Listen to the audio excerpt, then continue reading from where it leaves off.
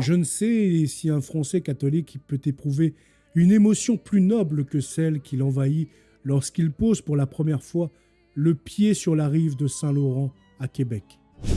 Là, tout lui chante la merveilleuse épopée française et catholique de ses frères du XVIIe siècle. Le Canada, ce que la France a produit de meilleur hors d'elle-même, est né d'un acte de foi soutenu par une série d'actes héroïques. Écoutez donc le grand découvreur, le fondateur de la Nouvelle-France, Samuel Champlain. Le salut d'une seule âme vaut mieux que la conquête d'un empire, et les rois ne doivent songer à étendre leur domination dans les pays où règne l'idolâtrie que pour les soumettre à Jésus-Christ. L'historien du Canada, François-Xavier Garneau, un jour écrit « Si nous voulions, en peu de mots, marquer les motifs qui ont amené les Européens en Amérique, nous dirions que les Espagnols y vinrent pour chercher de l'or, les Anglais pour la liberté politique et religieuse, et les Français pour y répandre la lumière de l'Évangile. Des ordres religieux d'hommes et de femmes, récollets, jésuites, sulpiciens, hospitalières, enseignantes, ainsi que des laïcs, hommes et femmes, rivalisèrent d'ardeur et d'abnégation. Sous leurs mains créatrices, des églises, des collèges, des hôpitaux et des missions s'élevèrent. Quelle légende du Moyen-Âge, aussi belle qu'elle puisse être, pourrait surpasser l'histoire véridique de la fondation de Ville-Marie, qui deviendra plus tard Montréal. Inspirée par Jean-Jacques Ollier et réalisée par un groupe de mystiques pieux et entreprenants, cette ville fut fondée par Maisonneuve et ses 39 compagnons. Le père Vimont, jésuite, prophétisa. Ce grain de sénévé deviendra un grand arbre. Aujourd'hui, cette immense métropole abrite presque 2 millions d'habitants, dont peut-être plus de la moitié sont de foi catholique et de langue française. Pour les missionnaires français, même les sauvages, y compris les redoutables Iroquois, eh bien, c'étaient des frères à convertir. Ni persécution, ni souffrance, ni martyrs n'étaient de taille à éteindre leur courage. Pendant ce temps, les jésuites remontaient les grands lacs, descendaient les vallées du Missouri et du Mississippi, précédant toute autre civilisation. Aux origines des villes d'eau aujourd'hui célèbres, dont les noms résonnent dans le monde entier, on trouve ces religieux intrépides. Dans les deux sens du terme, ces Français ont baptisé l'Amérique du Nord. Cependant, la France n'oublie pas le vieux monde, où elle avait tant combattu pour la croix du Christ contre le croissant de Mahomet. Les fils de saint Ignace, de saint François et de saint Vincent de Paul y poursuivent leurs œuvres. Parmi eux, le père Joseph du Tremblay organise une vaste mission en Orient, partageant les territoires de la Méditerranée entre les Capucins, ses frères, et appelant à l'aide dominicains, carmes et jésuites.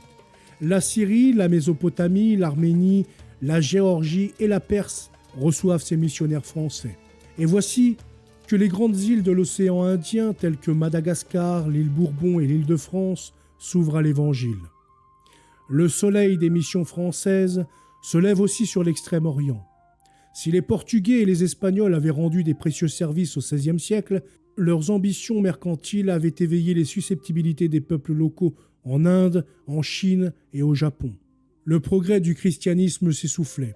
Rome, inquiète, fonda donc en 1622 la Congrégation de la Propagande et encouragea la formation d'un clergé indigène.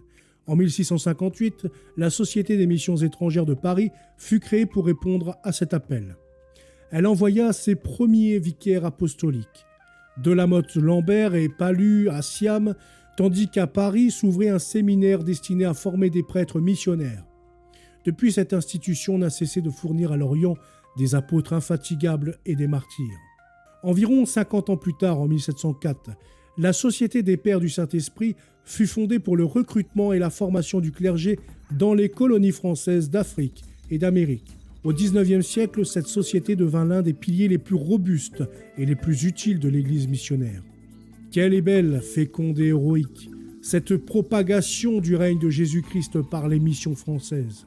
Et pourtant, il existe une autre forme d'expansion qui touche encore davantage d'âmes. Le rayonnement de la pensée catholique et française. Au XVIIe siècle, toutes les forces de l'âme furent mises au service de l'idée chrétienne. La raison l'a compris, l'imagination l'illumina et le sentiment l'anima. Évoquer tous les écrivains et penseurs de ce siècle serait une tâche titanesque.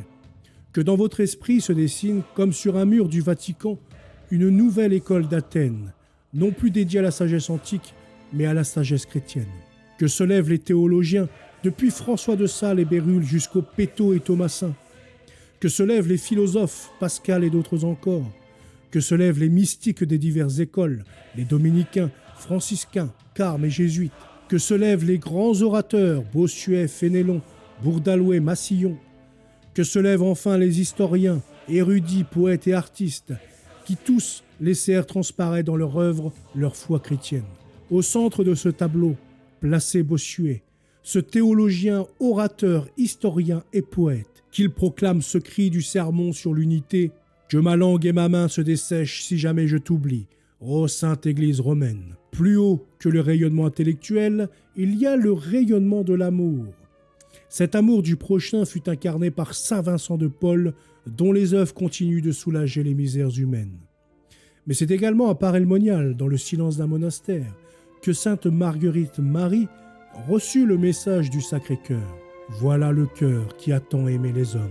Ce message éclata au monde entier lorsque Léon XIII consacra le genre humain au Sacré-Cœur de Jésus. Le XVIIe siècle fut pour la catholicité un don inestimable. Supprimez-le, et c'est toute une part de la gloire de la France et de l'Église qui disparaît. Voilà, c'est tout pour cette petite vidéo concernant toutes les missions françaises, les colonisations, en passant un petit peu très rapidement sur le sujet, mais pour faire une espèce de présentation glorieuse de ce passé. J'espère que cette vidéo vous aura plu. Je vous souhaite une très bonne journée, à bientôt. Salut!